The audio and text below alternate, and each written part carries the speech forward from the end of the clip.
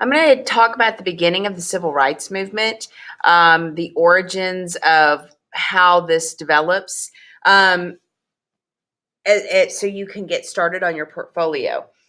First and foremost, you need to know the establishment of the NAACP goes back to 1909, the early 20th century. W.E.B. Du Bois, Ida B. Wells. These were the people that started this in order to advocate for Black political rights. NAACP, uh, you know, utilizes the voting blocks that are emerging in the northern cities thanks to the Great Migration. Black communities go through the Harlem Renaissance, they go through the Great Depression, they go through World War II. And remember that in World War II, you've really got this whole, you've got this all-in mentality. And you have Franklin Roosevelt signing an executive order for equal pay in government contracts, as well as beginning the process of allowing, blacks to serve in certain combat positions. In 1948, Truman's going to fully desegregate the armed forces, and this is really the beginning of kind of this process towards civil rights. Now, keep in mind that you have some early court challenges. The NAACP is most known for court challenges. The first big one that you need to be aware of is Sweatt v. Painter. I list several others right here, but the big thing is that the Sweatt v. Painter, that's the University of Texas School of Law. Sweatt wanted to attend UT to become a lawyer, and they refused him entry, and he sued for discrimination. UT then decided to create a black law school, but then the court said, no, that's still unequal. So this is really your first overturning of Plessy v. Ferguson, but note that it only applies to higher education, so not K-12 public schools. And so I think that's an important concept to grasp. The next one that you need to be aware of is going to be Brown v. Board. Brown v. Board, of course, you have this idea, and I list here, in the 1940s during World War II, you have the earliest sit-ins, you've got Truman desegregating the armed forces. And you need to be sure that you're aware of Thurgood Marshall, who is this man right here. He is the attorney that took the Brown v. Board case before the Supreme Court, successfully argued it. He's a profound leader in as far as the court cases and the judicial challenges to segregation and Jim Crow.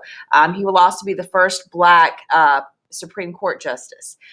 So Brown v. Board desegregates elementary K-12 schools. This is a kind of a class action case.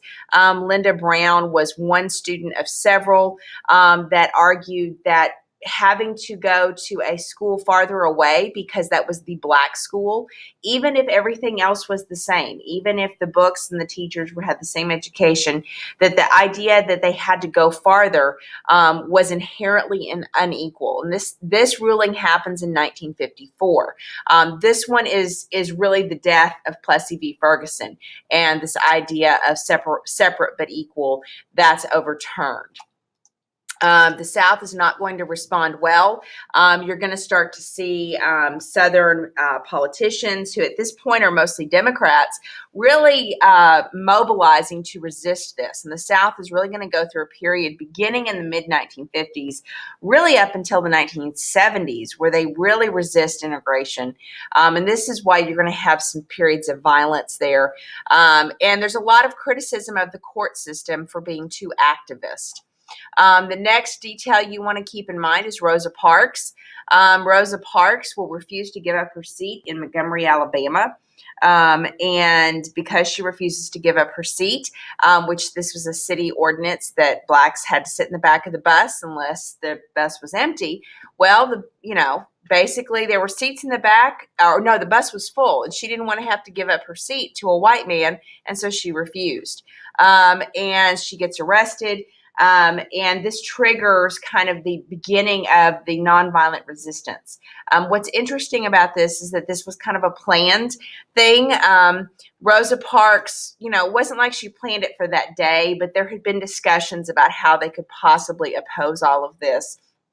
If you want to see Martin Luther King talking about talking about that, you can click on that link right there. Montgomery bus boycott lasts about a year.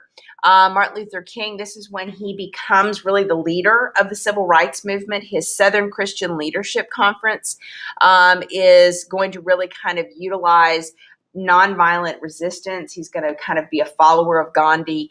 And this, this is going to be kind of this attempt to improve the situation in the South and to do away with segregation and the way it affects people's lives day in and day out. So you want to be sure that you're familiar with those concepts and kind of the background of Martin Luther King, his role as a minister, the influence of Gandhi, and that kind of thing. So after you have the Brown v. Board ruling, basically Eisenhower, who's president at this time, is going to uphold the Supreme Court. Central High School in Little Rock, Arkansas, receives a court order to admit 9 black students. And Governor Orville Faubus is basically going to resist this, and he's going to use his state National Guard to surround the high school. And you have all these incidences of, people yelling at them and saying horrible things. And it was a pretty terrifying situation. So, you should Google Little Rock 9. There's a whole lot of interesting information about that. So basically what will happen is Eisenhower will say, nope, sorry, Governor Faubus, Arkansas doesn't get to make the rules. This is up to the federal government.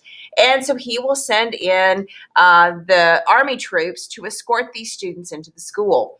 And so this is a real kind of challenge to the Southern way of life. You clearly see the federal government's coming down on the side of upholding the Supreme Court rulings. And this is a pretty important step as far as the question of federalism and who really has power. Is it the state governments? Is it the federal government? And that kind of thing. And ultimately, shortly after this, or about the same time, you're going to have Eisenhower, with the help of Lyndon Baines Johnson, will get the Civil Rights Act of 1957 pushed through. What this will do is begin to create a division in the Department of Justice that will basically investigate violations of the 15th Amendment and that sort of thing. And so this is the beginning, of course, of federal oversight in the desegregation process. So the big concepts you need to know here, going back to the beginning of the civil rights movement, are going to be essentially the earliest court cases, Sweatt v. Painter in particular. It wouldn't hurt to be familiar with the desegregation of the armed forces in 1948. You're going to want to be very familiar with Brown v. Board, and that it leads to desegregation. To understand desegregation, you need to remember that Plessy v. Ferguson is the 1896 ruling that led to separate but equal. Following Plessy v. Ferguson, you have Sweatt v. Painter, you have Brown v. Board. You're going to have, in the 1956, I believe, Rosa Parks refuses to give up her seat on the bus. This is going to trigger the Montgomery bus boycott and Martin Luther King's leadership of the civil rights movement and the SCLC. He will, through the successful operation of this boycott, basically get the Montgomery, Alabama, to revise its city ordinances to allow blacks to sit wherever they want on the bus. And this is kind of the beginning of this one aspect of kind of pressuring local governments to change their rules. Little Rock High School, of course, is going to be really the pinnacle of kind of this conflict, where Eisenhower, who's the president, is going to basically use his power as president to enforce a Supreme Court ruling against the will of the states. And it's really kind of, you see this momentum gathering to support the strength of civil rights and the idea of equality for all. You have a number of other videos that you can watch to kind of flesh out some of these details if you're particularly interested. You need to definitely have watched this one and maybe a couple of others before you get started on your portfolio.